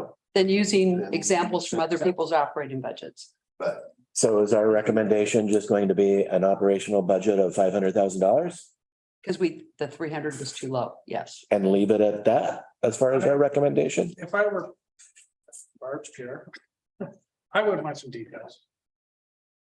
I would ask, so, okay, you got 500. some general details. General details, how much of that is staffing? How much of that is maintenance? Those would be, that, I would just ask for. Those are the 2 things that we started out by saying we had to say, those were the basic management. We have to have management and we have to have maintenance. Those are the 2 things, the 2 components. But then we also have operations, Yeah, so, yeah. Operations meaning, electricity, oh, no, that's, to me, that comes under maintenance. maintenance. Yeah, that maintenance, turning the lights on, turning the heat on, not turning the heat on. Those are all maintenance issues. So the grounds, the cleaning, the janitorial, so. Yes, do you want to do those numbers and just plug? I was gonna say, can we have another small committee to subcommittee to come back and looking at you, I'm yeah, sorry. no, and I'd be happy Yeah, do to it. do it, Gary. and maybe But get I Into it and only know what I know, and I only know, how our maintenance works. And Deb's already provided us with numbers on maintenance, but I think that, you could go ahead and do it. Just plug in some numbers and say, this is a current operational budget. So, and you'll work with me on it. I'm happy to, but I'm not like really I think that probably I think we have the numbers in front of us. thank you so much. Reform together. Mhm. What's that? We will put something. Yeah. together. Okay, Yeah. Bruce, My recommendation is that you come up with a range. Right. People are gonna glom onto a number. Based on square footage. So we've just got to do it on square footage and occupancy. Like how much, what percentage of occupancy do you have during the year? Right. I mean, that's what we base our maintenance costs on. Worried about the use. You might have a low, you might have a high. We have a city event, so, Uses. Yeah, we can take it from these guys. I think we should chat that up together. Yeah. Because I think we're gonna be executive director. Table, but- One part-time. But I think, employee. right, that's what I'm saying. That's what she said. The other thing too is, it sounds like you guys are, Lincoln City could be a huge resource for you guys because they also said their contract, they had a real issue between nonprofit and city. And they had to really had a reality check about their contract and the devil's in the details. Mhm. So that's gonna be huge. But I have full confidence in I have full confidence in our legal. Okay, Um, right, I'm just. Yeah, and she'll do her research. You know, I always like to learn from people's mistakes. So they sound like the kind of the direction you want to go. Also, Angela Benton said that the Nonprofit Association of Oregon is a huge statewide nonprofit membership organization representing and supporting charitable nonprofits. A huge resource, she said. They are, yep. Okay. So when is our next meeting? It's July She 20. also said 2 weeks. follow anybody who's Monday. successful as North Coast Land Concerns. Which one? North started out with one person and Okay, Yeah. everyone's got the 24th on their calendar. And are we comfortable? We can iron these things out in that meeting and then send our recommendations on. And we can, Do you want any more research? always, right? Always, because now we're narrowed down. Well, yeah, but I want direction because like Barb last time, she gave me the directions and get the TLC. Right. Good So I did it. Which is great. You know, so there's a huge atmosphere out there for this. maybe just looking at the budget. You know, how much of it is for salaries, percentage wise, for some of these different groups. Mhm. But I think we are looking at something that's open. Not necessarily on a daily basis, Yeah. but maybe closed 2 days a week. You know, yesterday at the food pantry, we weren't real busy. Yeah, you know, our numbers were down at 49 and Yay. 73. Part of it was because Traffic. people forgot what day of the week it Yes, was. I did. Traffic and all that. Yeah, they were stuck in the line. Yeah, but so I sat and, you know, I'm way out in the field now checking people in. So I sat there on the bench and trying to imagine the food pantry operating at the same time an event is happening. We had to close it. We have. to Do close it. Food pantry is an event. I know, and I think it's definitely going to be closed on Wednesdays. Yes. Would be my Tuesday, maybe. Maybe Tuesday, Wednesday, yeah. I think that's You could probably logical. Pick a ball inside. if you want. Yeah, but there's still a use. There's still It's not going to be. So the lights still have to be turned on. Toilets still have to be flushed. There's still stuff that happens. Right. It's just it's just the food pantry There stuff. will still be an interpretive trail. It still is, yeah, it's still a super valid, you know, it just is how the scheduling goes. Yeah. I think the guys at Brim can help us. You know, I think they know enough about what the facility is likely to look like at this point. Right. To, you know, to help us understand what reasonable operating costs for the different parts of the facility are. They know those ranges based on current. Yeah, Jan, Bruce, it'd be really good if you could, the people at Lincoln City were just wonderful. Great. They'd be good to talk to. Yeah, we just need to go back and look at that. I will talk to them, Deb. Thanks. Yeah. the only thing with Lincoln City. I don't know, maybe it's a daily staffed thing. I know it's all events. It's not like, you know, a drop-in center for anybody. So I just want to make sure we're talking apples to apples on whatever models we look for. Jan, something quick? I just want to say, could we please for next meeting follow up with Barb's suggestion of that philosophy of use? Yeah, sentence? it will definitely be in. Put that in and that I really, as a community member, would like to see some sort of guidance with what Andrew brought up. It doesn't have to be negative, but I please beg you, do not let this become a wedding center. And so some way that there could be something beautifully written, which Andrew could do, that would convey what we don't want to see this become. I don't want one person to be able to say, well, we have all this demand, so we need to let this wedding thing have a growing presence here. But I mean, it's not just weddings. No, yeah. Retirement parties, bar mitzvahs. You got it. You should rest assured that's gonna get hashed out to minute detail. Yeah. So Yeah. again, I don't think we need to in this, but it will be hashed out. On that point, did Ashley have a chance to look at that question we had previously? About the use definitions? Oh, about No, not yet. Nazis coming in there. Do that. Defining a use, whether there's a, Free speech restrictions, et cetera. And now if the decision is a nonprofit, that gives us some cover, but we probably still need an opinion Right. on what to do with that. So Barb, you said you want salaries for, Like percentages of how much of their budget is for staffing, how much Staffing and maintenance. maintenance. And programming, we can't And forget programming. programming. Yeah, because that costs money too. Okay, well. Darn good discussion as always. Anything for good of the order? Dick left, but said thank you to everyone. Oh, Nick left. Just a little bit ago, he had to leave. Okay, I was gonna ask him if he had anything to weigh in, but anything for good of the order? Then we will stand adjourned. Thank you. Thank you.